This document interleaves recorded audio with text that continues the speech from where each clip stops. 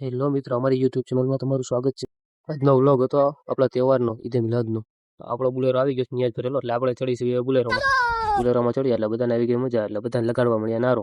તો આપણે નારાથી ન કરવી પડે, અને પછી પોગી ગયા આપણે ઝુલસમાં. આ બાળકો ઝંડી ફેરવવા મળ્યા. હવાની પોર હતી એટલે પબ્લિક અમને બહુ લાગતું નહોતું, ન્યાજ બહુ વધારે લીધી. સાહેબભાઈ ઝંડો ફેરવવા મળ્યા, પછી તમે આપણને એમ લાગ્યું કે આપણે ઝંડો ફેરવવા પડશે, એટલે આપણે લઈ લીધો હાથમાં ઝંડો ને આપણે ફેરવવા મળ્યા. લઈ લીધો રીલ્સ જેવો નાનો વિડીયો, તો પબ્લિક બહુ દેખાતું નહોતું, એટલે પબ્લિક આપણને લાગતો બહુ ઓછું થાય આખરે. જોઈએ હવે આગળ પબ્લિક કેટલું હોય. એ તો બધા કરવા મળ્યા તૈયારી, ફરી બધા તોડવા મળ્યા ફટાફટ.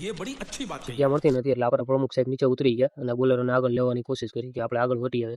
પાછળ આપણે ઘણી વાર ઉભા રહ્યા, પણ આપણને મજા આવતી નહોતી એટલે આપણે લઈ લીધી આગળ ગાડી. પછી તો બિસ્મિલ્લાહ બોલી અકીલભાઈ ને આપતાભાઈ નિયત બાળકોથી ચાલુ કરી છે વેચવાની. પ્રમુખ અકીલભાઈ હતા એટલે અકીલભાઈ ચાલુ કરે વેચવાની. પબ્લિક પછી તો અમને લાગ્યું કે વધ્યું હવે. પછી નજર પડી મોહમ્મદભાઈ, એને ગમ્યું ટ્રેક્ટર ની. આપતાભાઈને કહેતા હતા કે આપણે ટ્રેક્ટર લઈને આવશું આવતા વર્ષે. ભાઈ હા ઓકે કાંઈ વાંધો નહીં. પેલા પૂછવામાં આવ્યું તમારું ટ્રેક્ટર મળશે આવતા વર્ષે. જોયું તો આપણે મોબાઈલ હાથમાં થઈને કેમેરા ચાલુ કર્યું, કારણ કે પબ્લિક આપણને હવે લાગ્યું કે બહુ ઓછું સામેથી લઈને કે પાછળ લઈ બધે ફૂલ પબ્લિક થઈ ગયું, અને આપણે પૂગી ગયા ઓછો અવાજ. વેચવાના ટાઈમે પડીકા તૂટે નહીં એટલે આપણે એડવાન્સ તોડવા મળ્યા પડીકા. તો આપણા ગ્રુપમાં કેટલા હતા એ બધાને મેળવ્યું. તો આ હતા અકરમભાઈ, આ હતા આપણા પ્રમુખ મોહમ્મદભાઈ, એક એક કેડબરી વેચવા મળ્યા.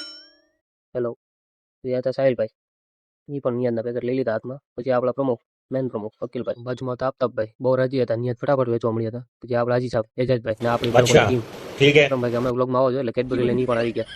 આગળ હોગીને આપણે લઈ લીધું કેકનું બોક્સ, આપણે વેચવાનું ચાલુ કરી દીધું ભાઈ. આપતાભાઈ હતા પૂર્વમાં નહીં કહેતા આપણે એક નંબર લાગી જઈએ ને કેમ ભાઈ.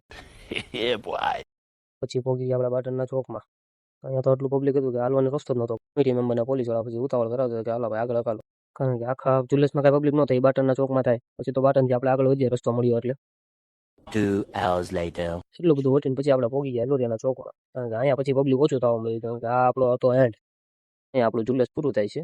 અહીંયા પછી પબ્લિક બધું હવાના ઘરે ભાગી જાય ને અહીંયા પોલીસવાળા ફટાફટ ઉતાવળે કરાવે કે હાલો ભાઈ હાલો ફટાફટ. નકર તો આપણી પબ્લિક અહીંયા રાતે પાડીને કેવું છે, એટલે પછી કમિટીવાળાના પોલીસવાળા પછી ઉતાવળ કરાવે કે હાલો ભાઈ ફટાફટ. અચ્છા ઠીક હે. તો તળાવના ચોકમાં અમે ગાડી ઊભી રાખી દીધી, અને પછી પાછું પબ્લિક જોવા મળ્યું કેટલું, પણ પબ્લિક આવતું જ જતું હતું ઘોડા ગાડી ને બધું, એટલે આપણે ઊભા રહી ગયા ઘડી પબ્લિક જોવા માટે. તો આ લોકો આખો દી નિયાજ વેચીને થાકી ગયા એટલે બધા મોઢા તો તમને દેખાય છે કેવા થઈ ગયા.